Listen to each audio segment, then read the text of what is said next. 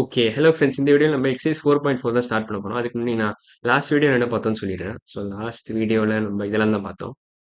So பேசிக்கா braking down and angle இல்ல நம்ம பிரேக்கிங் டவுன் அண்ட் ஆங்கிள் என்கிற டாபிக்ல நம்ம 5 கொஸ்டின் சால்வ் பண்ணோம்.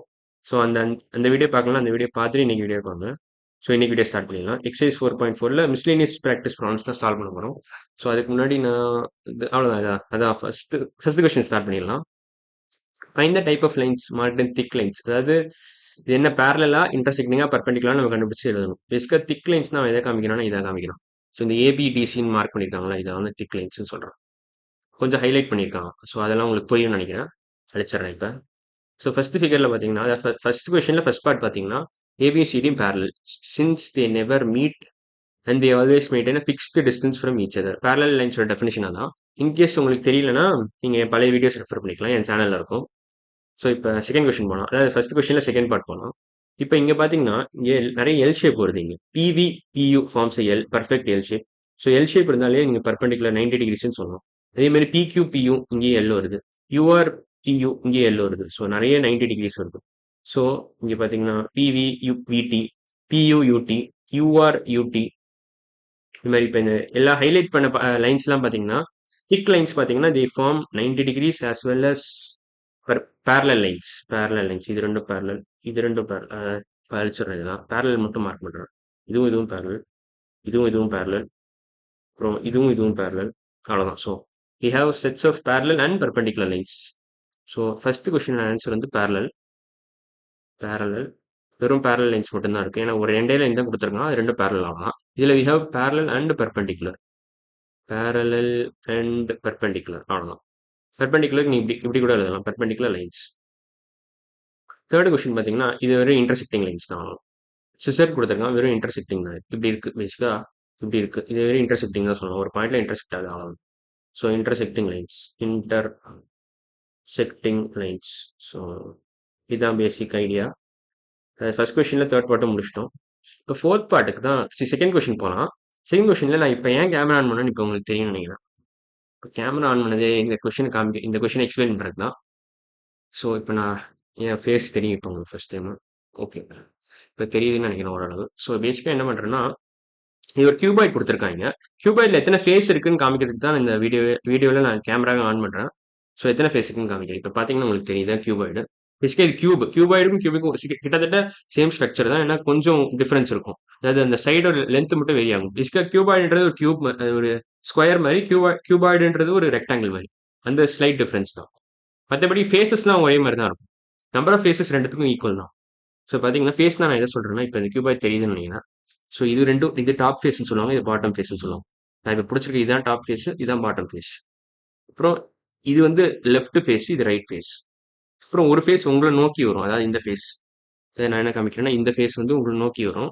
இன்னொரு ஃபேஸ் அதுக்கு அப்படியே பேரலா ஆப்போசிட்ல இருக்கும். மொத்தம் 6 ஃபேஸ் இருக்கும் ஒரு கியூபாய்டில்.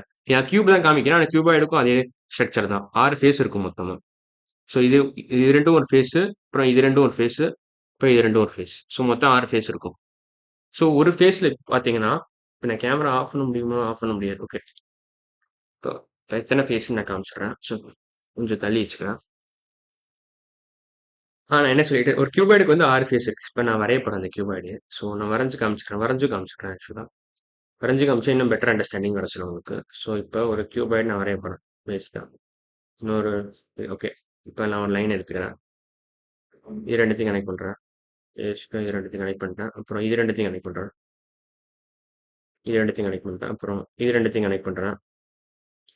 அப்புறம் இது ரெண்டுத்தையும் கனெக்ட் பண்ணுறேன். அவ்வளோதான்.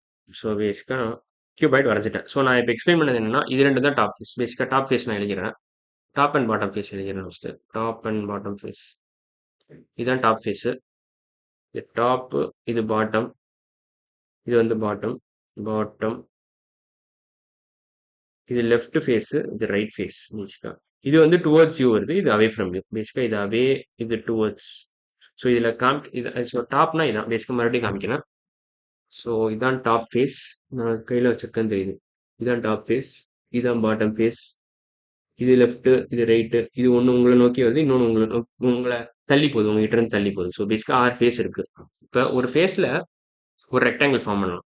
ஸோ இப்போ இந்த பார்த்தீங்கன்னா ஏஇடிஹெச் வந்து இதான் டாப் ஃபேஸ், பிஎஃப்சிஜி இதான் பாட்டம் ஃபேஸ்.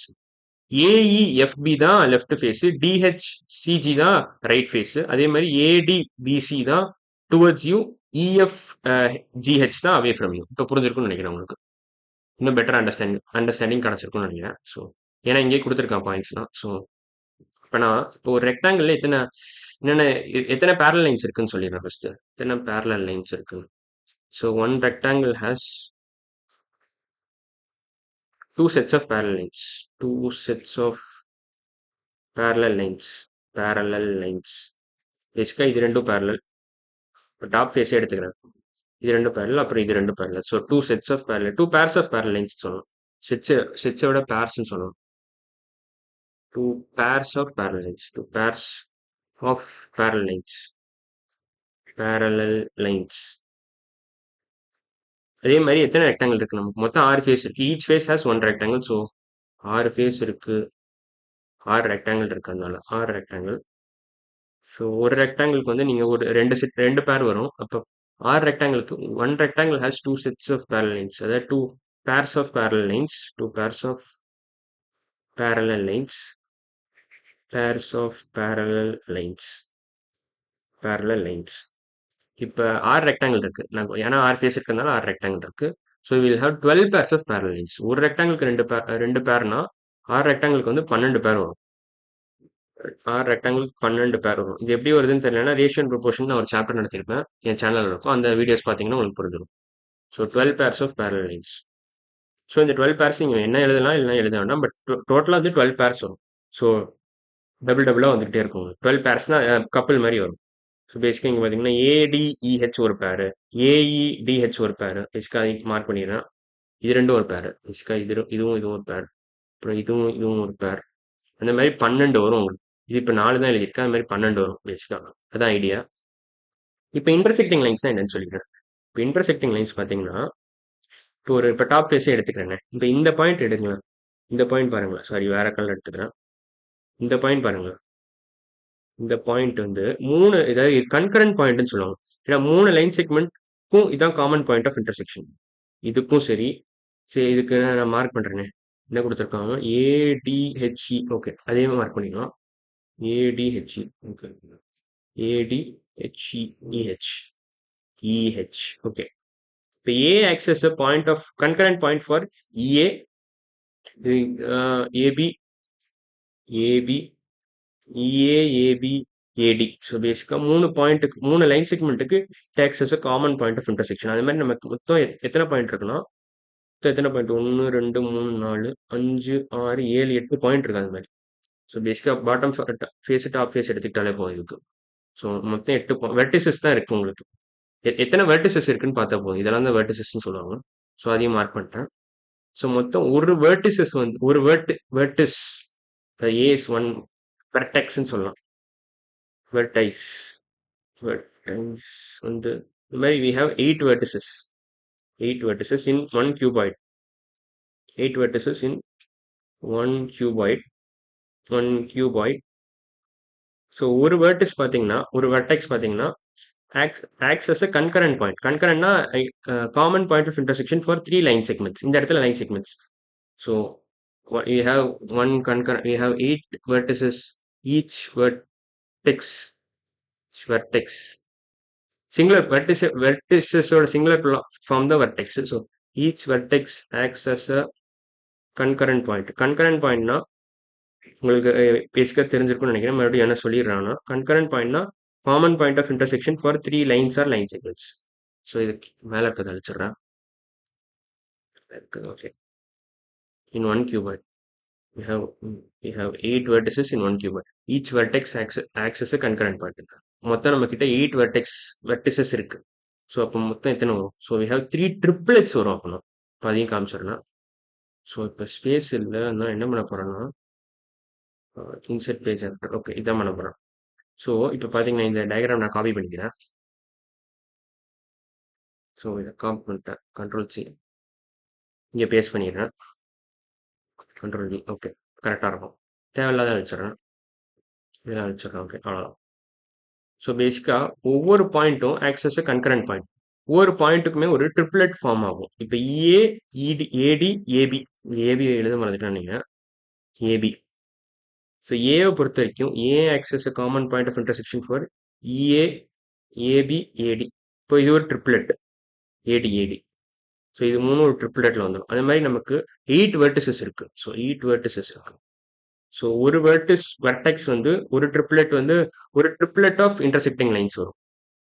ஒரு ட்ரிப்ளெட் ஆஃப் இன்டர்செக்டிங் லைன்ஸ் வரும். ட்ரிப்ளெட்னா பேசிக்கா மூணுத்தையும் சேர்த்தா ட்ரிப்ளெட்னு சொல்லுவாங்க.